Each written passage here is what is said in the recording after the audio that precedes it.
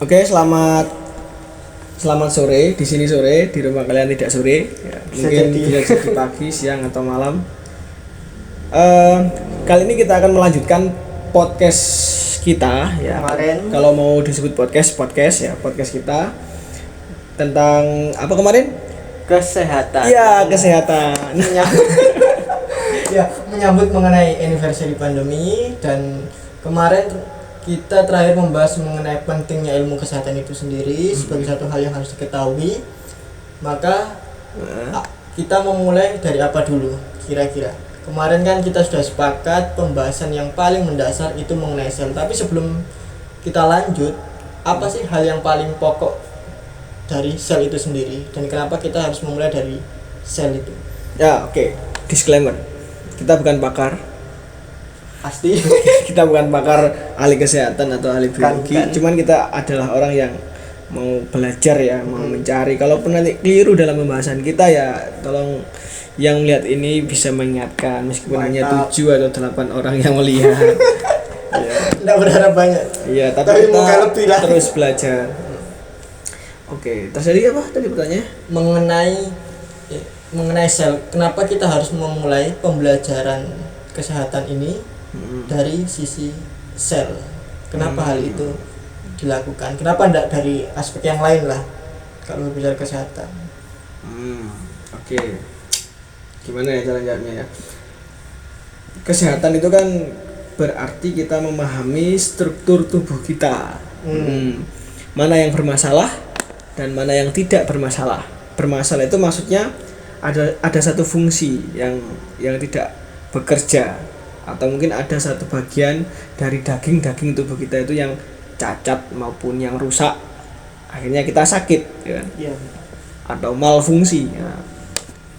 Itu. Nah, untuk mengetahui malfungsi atau tidak, kita kan melacak ini kan, melacak bagaimana tubuh kita, apa yang menyusun di dalamnya sehingga rusak itu sebenarnya komponen-komponennya itu apa. Misal ada tangan yang rusak di sini, daging misalnya. Komponen dari tangan itu apa saja? Nah, ini apa saja yang rusak? Kulit, daging, tulang, ya dan lain sebagainya ya. Ini apa aja yang rusak? Misal ini satu bagian di sini rusak gini ya. Ini tuh bagaimana cara mengobatinya? Biasanya kan ada bahan kimianya. Selaras dari apa yang ditumbuhkan atau apa yang dirangsang oleh bahan kimia ini sehingga ini kembali sembuh. Nah, itu biasanya berhubungan dengan hormon pertumbuhan dan lain sebagainya. Nah, ternyata bagian dari tubuh kita itu yang paling kecil menurut orang-orang ya. Menurut kesepakatan intelektual kesehatan para atau biologi, para ahli disebut sebagai sel gitu. Nah, kalau kita mempelajari fisiologi atau mempelajari organ itu ya boleh praktis sekali, tapi kita kan mau yang mendetail ya, yang dari yang mungkin terlalu detail juga kalau disebut ya, tapi kita mau mempelajari tentang sel itu sendiri dari yang realitas atau entitas paling kecil dalam tubuh kalau kita. Kalau dibilang sel itu adalah wilayah terkecil ya, seberapa kecil sih dia itu? Kalau dibilang ukurannya itu seberapa kecil dia, agar teman-teman yang lain juga tahu dan bagaimana cara melihat. Nah, sekarang kan kita bukan pakar, kita coba searching ya. Coba. Sel apakah benar dia susunan terkecil? Coba kita searching. Apakah gambarnya seperti plankton di SpongeBob? Coba. Sel sel adalah. Dalam biologi, sel merupakan kumpulan materi paling sederhana yang dapat hidup dan merupakan unit penyusun semua makhluk hidup. Jadi sel itu kumpulan dia materi paling kecil yang hidup. Itu kesimpulannya yang saya baca di sini. Kumpulan materi paling kecil yang bisa menyusun kehidupan. Berarti kalau misalnya dia ada di tangan, itu jumlahnya banyak sekali. Sel itu kan materi paling kecil yang hidup. Dan itu menyusun kehidupan yang lebih besar, yaitu kita. Oh iya. Karena bentuknya yang sangat kecil, makanya dia itu hanya bisa dilihat dengan mikroskop. Itu sel. Kalau misalkan kita sakit, bagaimanakah reaksi sel? Misalkan kita jatuh kan ya, mengalami luka. Contoh kasusnya tadi di tangan. Bagaimanakah respon sel terhadap luka kita itu sendiri. Ya. Yang luka itu kan tangan kita, dan Tangan. sebenarnya itu ya ada sel yang rusak dalam tangan kita gitu. Tapi kan jadi ini daging yang ada di tangan ini kan tersusun atas sel. Sel. Kalau ada tangan yang rusak berarti kan pemukiman selnya itu hilang gitu. Oh, sel-sel yang hidup Itu hilang ataupun rusak ataupun bagaimana sehingga tangan kita itu bolong gitu. Jadi kan ada penyusun tubuh kayak misal gini. Buku ini ya. Ini buku. Buku kan terdiri dari kertas ya. ya benar, kumpulan kertas. Nah, buku kita ini misal rusak, ada terkelupas di sini. Seolah-olah terkelupas. Terkelupas misalnya kita sobek satu asam misalnya gini. Nah, ini. Aduh, Misal. janganlah itu buku dari siapa juga. Enggak, ini buku saya.